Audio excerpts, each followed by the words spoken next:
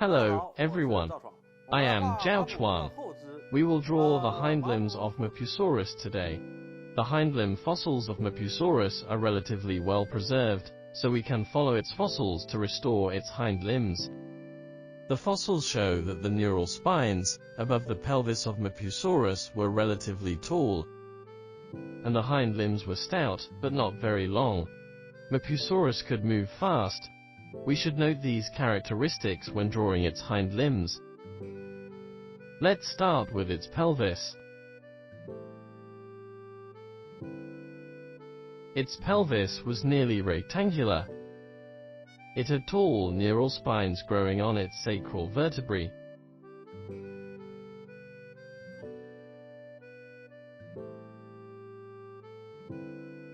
Its thigh was a little longer than its ilium. Its shanks and thighs were almost equal in length, and its foot soles were a little shorter. Let's use light lines to draw the front of its thigh. Because the skin and flesh of its thigh were connected to its trunk, the outline of its thigh was not noticeable. The muscles on the thigh were generally divided into three groups: front, side, and rear. In the front and rear of the thigh, a layer of skin membrane was connected to the trunk and tail.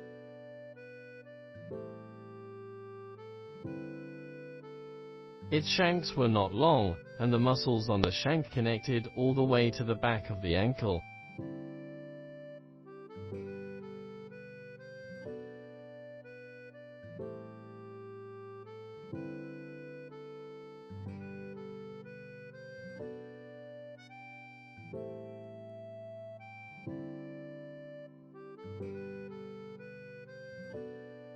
Its sole was relatively short.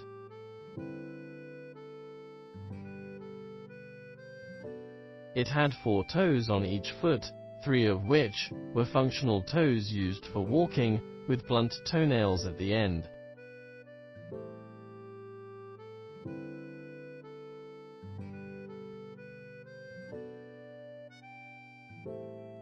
There were thick pads under the toes. Behind these 3 toes was another thick pad. The other toe degenerated very small, off the ground, and had a sharp claw at the end. Next, let's draw its body more complete.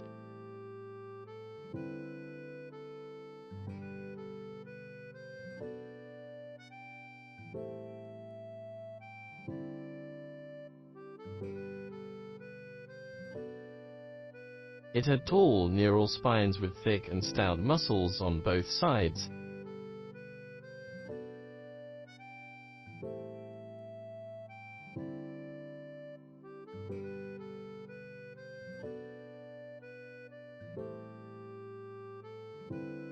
Then, let's draw the other leg.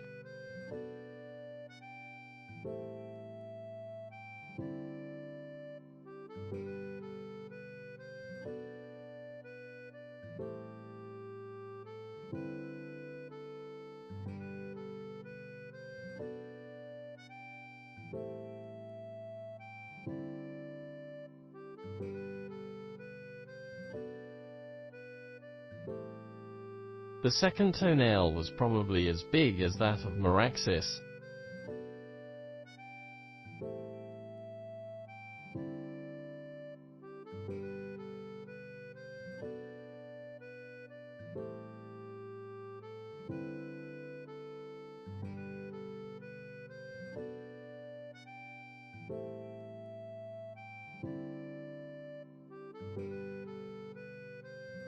On the insteps, let's draw rows of large scales.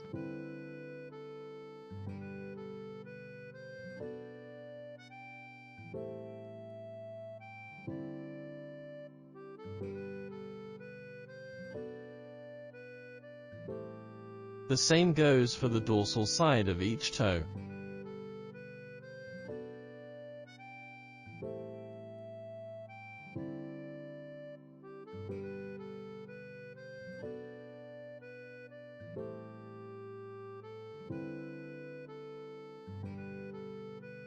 Finally, let's draw some folds where it often bent.